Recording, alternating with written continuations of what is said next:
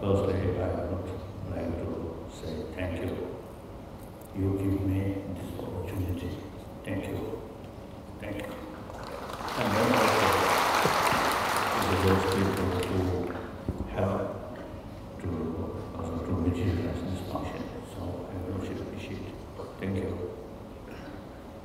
Then that flower, I think, although it's a form of welcoming and expression of warm-heartedness, but actually it is too heavy.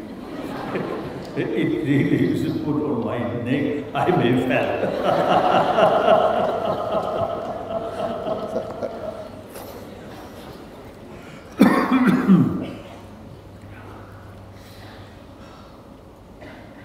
So now, wherever I meet people, I always feel we are same. We are same human being.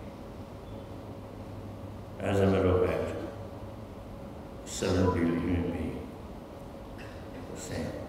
The way we born, the way we die, we are same.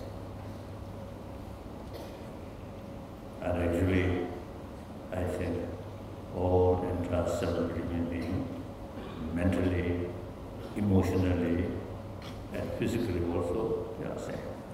The most important, from birth, everyone wants happy life, joyful life, do not want problem, suffering.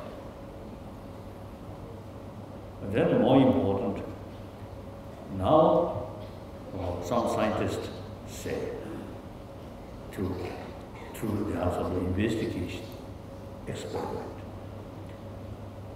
they say basic human nature is more compassionate.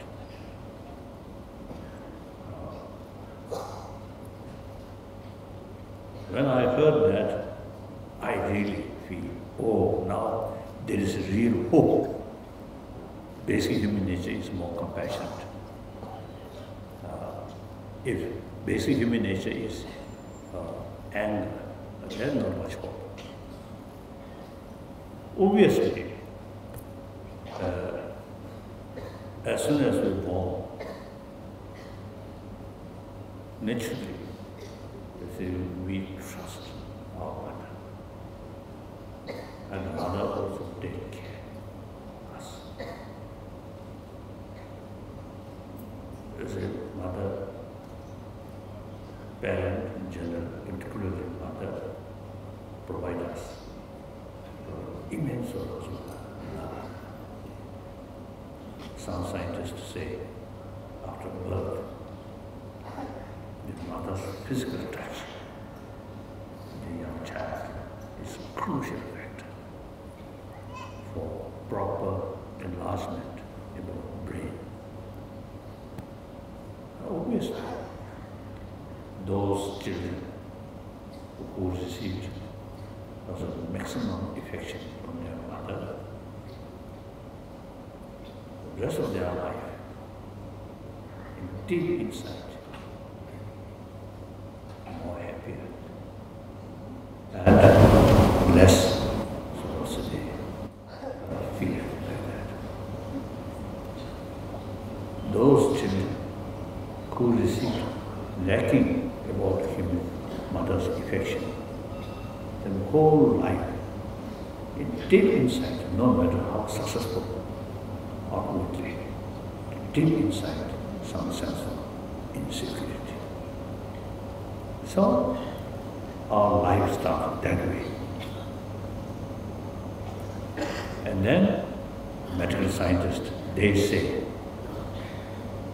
constant fear, constant anger, actually eating our immune system. Whereas people who keep more compassionate feeling, they are physically much healthier. So this shows, even I think person who the very day will die, still surrounded by friends,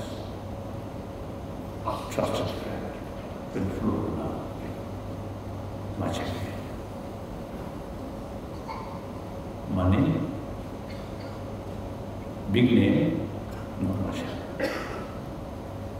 Now, so our life, from beginning till our death, love or affection is key factor. And then we are, first, of course, we are a social animal. Any social animal,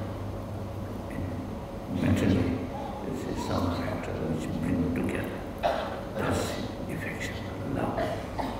Even other social animals, which is they have, although compared with human being, much limited, but still they also have that sort of ability to bring together.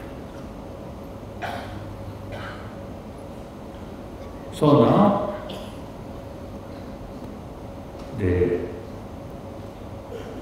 from birth, you see, we have this capacity of this quality.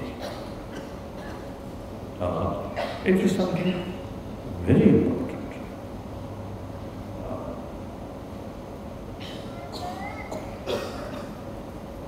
Now it is, I think, important to remind this importance because our life very much in the atmosphere of materialistic culture, materialistic life.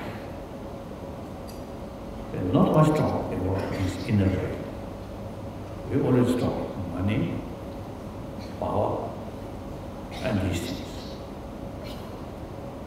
So because we neglect about these inner values,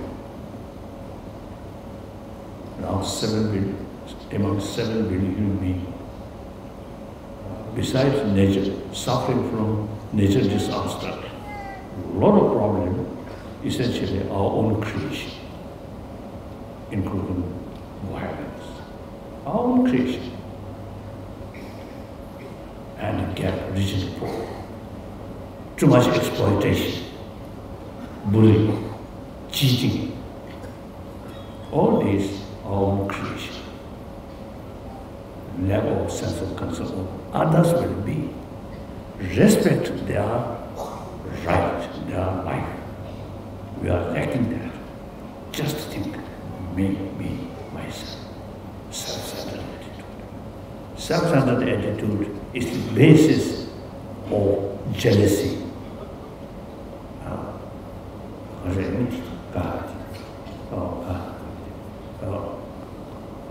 Competition or distrust, all this, and fear. More self-centered attitude than fear. Fear brings irritation. Irritation creates anger. Anger creates violence. So that is now, today, I think, east, west, north, south, everywhere. I think man-made problem everywhere. If today's situation continues to go, I think this 21st century also can be similar 20th century's sort of situation. A lot of violence. In 20th century, over 200 human beings killed. 200 millions of people killed through violence. Immense violence, immense suffering. Really, does it produce better world? No.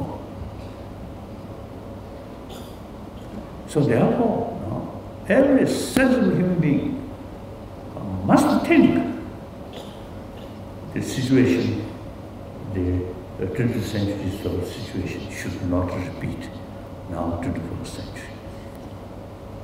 How? Through prayer? No.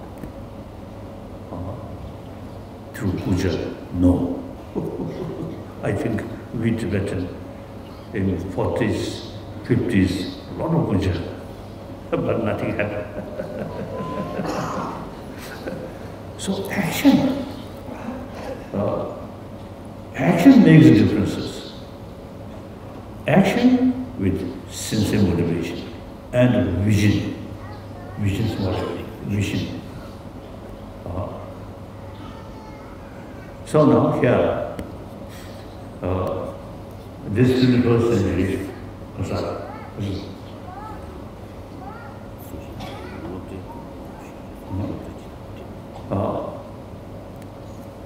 So now, since a lot of man-made problem we are facing, now how to reduce that entirely depend on ourselves. So then, I always see telling people with my sort of observation that the existing modern education system not adequate to bring more more peaceful or happy human being. Because modern education very much oriented about material value, not much talking about our inner value. When inner value about the matter, inner value comes, we usually sit around on religious belief. And then religion now today, out of 7 billion human beings, over 1 billion non-believer, and the remaining 6 billion supposed believer. But in real day-to-day life, most of them are educated with materialistic education. So these religious people also not seriously follow their faith. If you faith, if you follow sincerely, you see, these different traditions. Basically, all major religious traditions have the same message. Message of love, forgiveness, tolerance, self-discipline. So all major religious traditions all have same potential to create better human being, compassionate human being. But we are not very seriously follow the real message of one's own religion. So therefore, now only hope is through education. I think we must educate people from kindergarten up to university level. Besides education, more or less oriented on material value, plus education, how to tackle our emotion, how to bring inner peace. Inner peace, you say, firstly we have to investigate what's the destroyer of inner peace. Anger. Outside the condition, of course, some extent, some sort of influence, some impact. But main sort of main source to create restlessness here, mind, comes from mind itself. So therefore, now in education should include some education about the system of our emotion. I usually use it describing. In education, we also educate on subject we call hygiene of physical. So then why not? We should include hygiene of emotion. For that, you need some knowledge about the whole system of our emotion. With fuller knowledge about the system of emotion, then we become better positioned to tackle these destructive emotions. Not necessarily be a religious person. Simply use our intelligence. As I mentioned earlier, basic human nature is more compassionate. That's basis. Now, our brilliant human brain should utilize to strengthening that basic human value. So now here, you see the basic human value, warm-heartedness, compassionate, brings inner peace. And with combined intelligence, when we come across some problem, usually we look only that problem side, negative side, then frustration, anger comes. Now here, our intelligence have great role. What problem come, look from wider perspective, and different dimension, different dimension. The things are relative. So, if something really you feel frustration, you angry, look from different angle. Oh, that same event may bring some positive things, or maybe some good aspect. If you look from wider perspective at different angle, then the intensity of irritation reduces. So here, the warm-heartedness alone cannot do that with the help of human intelligence. Then also far-sightedness, where today you develop anger, but then think, if this anger keeps, what benefit after 1 year or few years?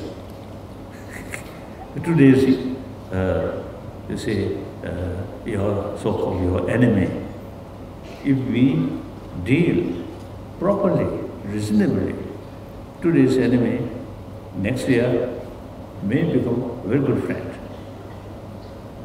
So keeping in our mind this intelligence are more far-sighted and more holistic way. Then we can easily counter anger, these things. And then plus, now scientists, as I mentioned earlier, say they consider anger very bad for our health. And sometimes I jokingly used to telling, particularly ladies, you know, the lady is making some beauty wear, cosmetic, with good look, but angry face, nobody loves.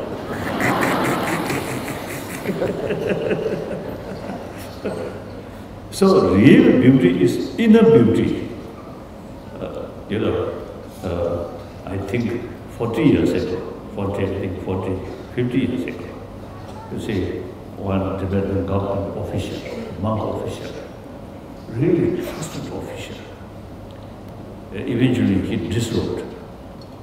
So I had full trust in that officials. So there's actually a word, beauty, you come now.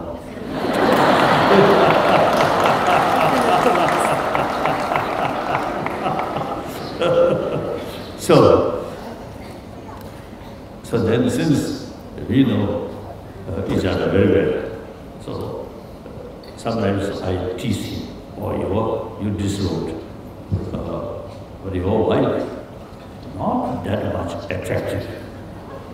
I tease him, and his response, oh, physically not much attractive, but inner beauty is very, very good. Then I have no more any argument. So like that, see, human face, I think some special ability to show our different emotions. Warm-heartedness, kindness, compassion.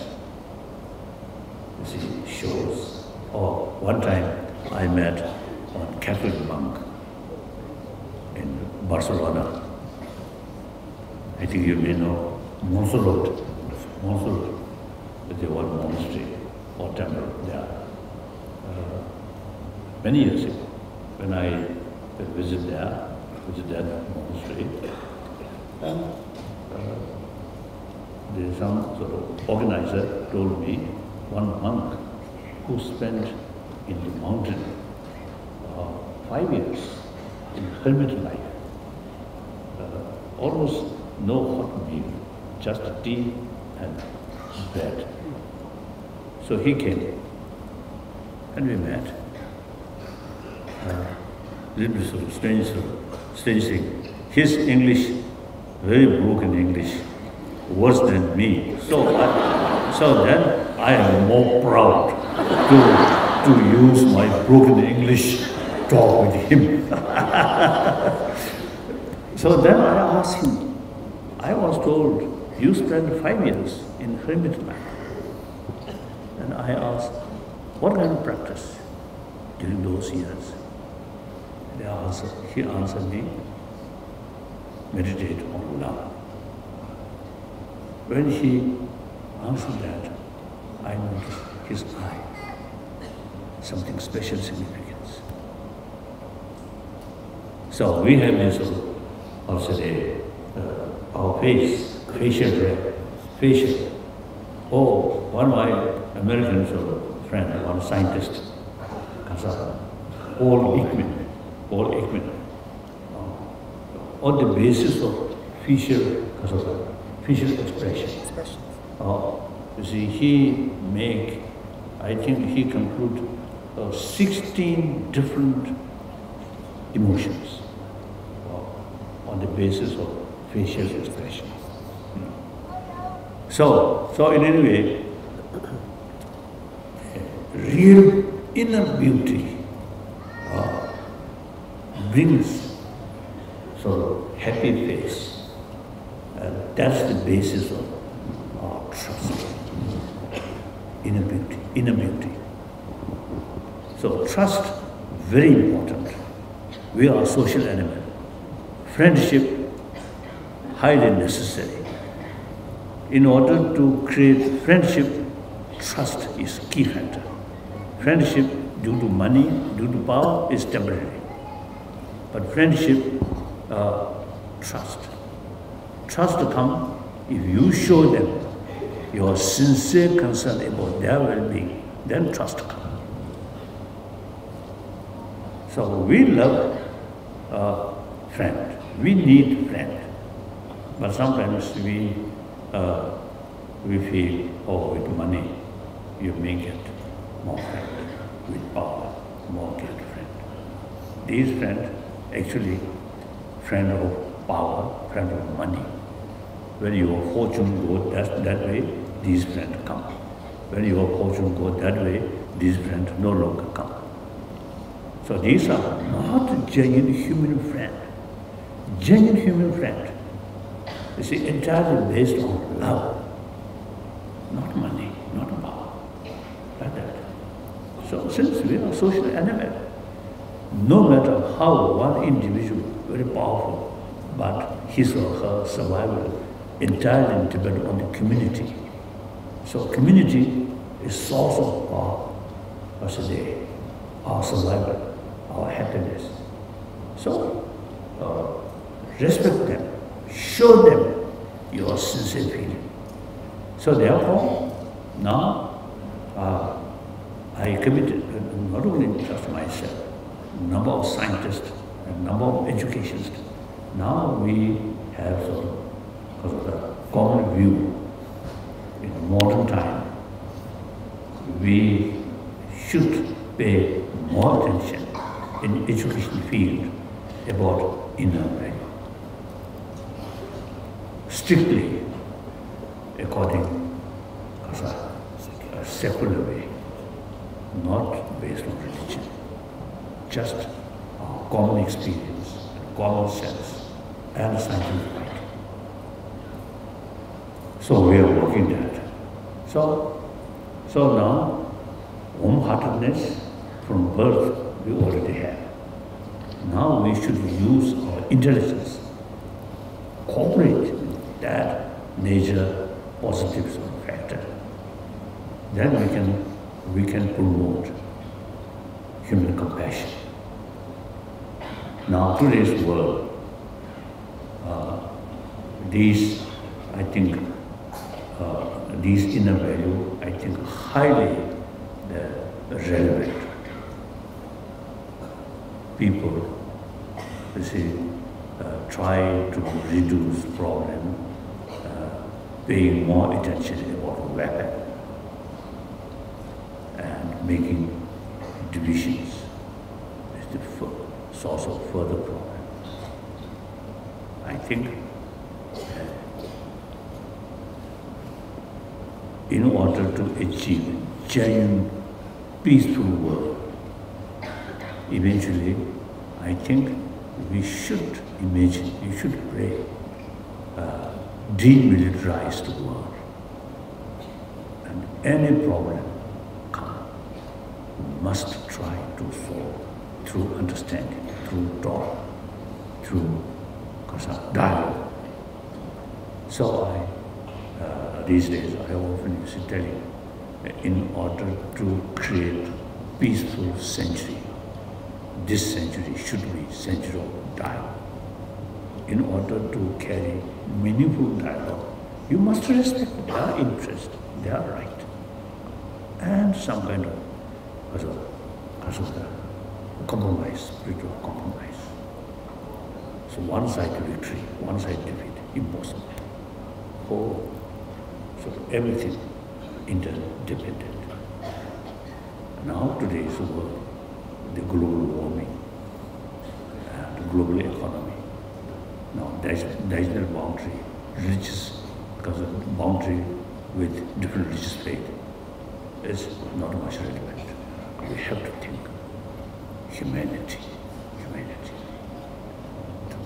So therefore, now key factor for happier 21st century and happier humanity, now we need a sense of oneness of 7 billion human beings and strong sense of one human community on this planet, in this planet.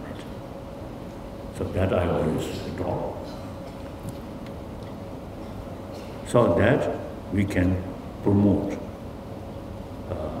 through education, as I mentioned.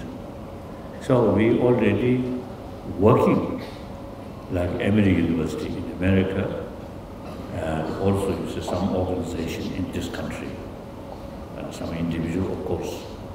Now really we are working. Now last few years we already produce some sort of paper, some sort of draft or curriculum like that. So I think within this year we may ready to produce some draft about curriculum with secular ethics like that. Then another thing I want to tell you, that is when we firstly came to India in 1959, our main concern is how to preserve our knowledge and including our language. So at that time, Pandit Nehru really immense, with long-sighted. So in the early refugee life, our main concern is how to preserve. Now gradually, in 70s and 80s. Oh, sorry. So in 80s, now I realize, the knowledge which we kept over 1,000 years, and originally come from India, Nalanda masters. So besides religion, besides Buddhism, psychology and logic and certain philosophy, which is similar, quantum physics. The Indian concept about essence of quantum physics, 2,000 years already developed. Raja Ramana, you know, I think you know, late Raja Ramana, once told me, quantum physics in the West, something new, but in this country, he found 2,000 years ago that concept already developed in this country. He found Nagarjuna's text, that concept. So like that, you see, these are your knowledge, ancient Indian knowledge. 8th century, Tibetan emperor invited one great scholar, a monk of Nalanda, Shankarakshita. He invited to Tibet. He introduced Buddhism according to Nalanda tradition. Nalanda tradition, not just prayer or these ritual things, but a lot of philosophical sort of explanation and system of human mind, human psychology, and extensively use logic, pramana. So therefore, the 80s, then I found, the knowledge which we kept in Tibet, 1,000 years, through serious study, at least 20, 30 years study. So now I found this knowledge now not only one ancient Indian knowledge, but also relevant to today's world.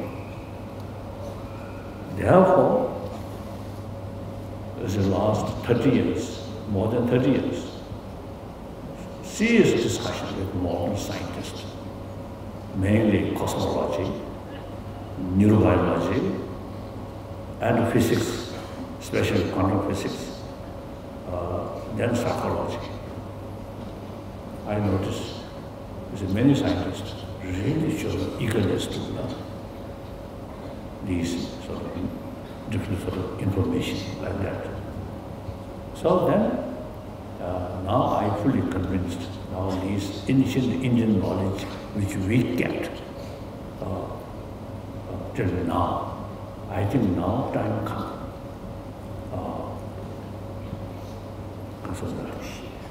to share Indian original sources. So I usually describe Indian historically our guru. We are Chela. I also is mentioning, you see, we not only Chela, but also quite a reliable Chela. So 1,000 years. So your guru's own land, not much sort of ups and downs, and now Nalanda institution just ruined. Some pigeons there, go fly here and there like that, nothing. So all this knowledge we kept 1,000 years. Now time comes, this knowledge revival in this country. So that I think India have this sort of potential. Combination, modern education and ancient Indian knowledge, combine these two things. So that not only bring physical comfort, modern education, technology, science, these bring us physical comfort, economic development, modernization. Wonderful. We need Meantime, ancient Indian knowledge bring healthy mind, peaceful mind. So today's world need is in these knowledge. So therefore, now one of my commitment is not only myself, but many, over 1,000 monk students who have this knowledge. Now, you should use their knowledge in order to revive this ancient your knowledge. Not religion, not Buddhism, but psychology, physics, and then logic. These things should consider as an academic subject. Like that. So, I think only this country, India, have this potential, no other country. Like that. So that I want to share with you. And then, lastly, time always moving, never stand still. So past is past. Nobody can change past. The future is still open. So I usually make distinction. Generation of 20th century, generation of 21st century. Now, my generation, I think you also.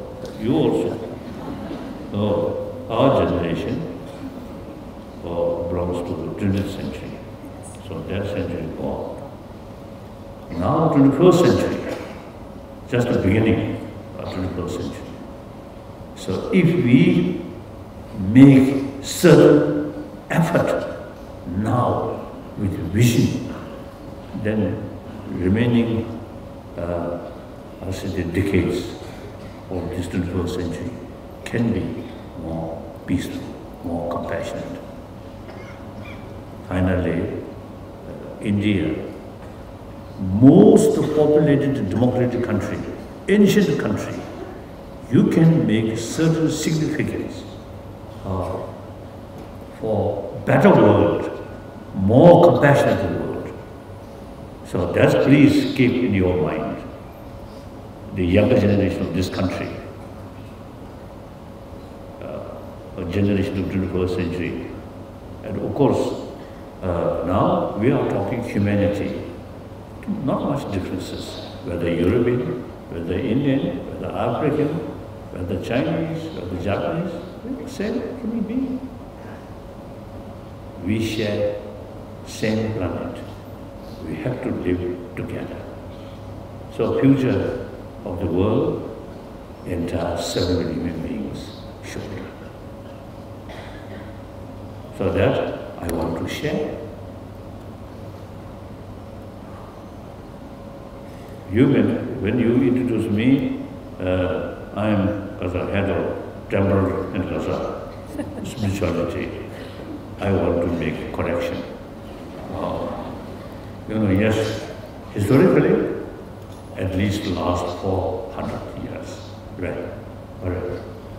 More than 4 centuries since Sutta Dalai Lama, Dharma institution become head of both temple and spirituality. Now this monk, more more scientific, or I don't like old system. So therefore, as soon as I reach, even when I take the responsibility about the temporal power, I start reform committee, some change. Then after 59, when we reach 59, 1 year I spent in Usuri. Once we start work for democratization. So then eventually, 2001, we already achieved elected political leadership. Then my position is semi-retired position. Now 2011, I totally retired. So no longer, it is temporary death. Your Holiness, the Dalai Lama never retires. Kasa.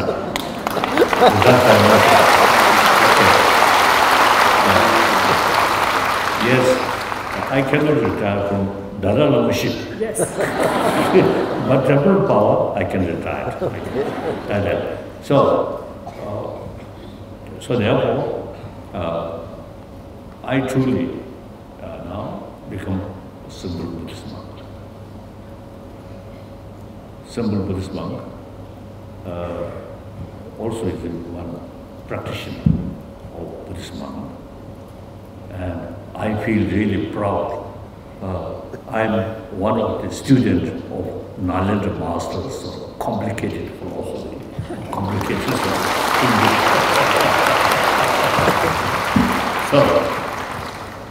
So therefore, as a student of these Nalanda Masters, I really now convinced some of their sort of knowledge, I think very, very relevant to this world. So you are the master.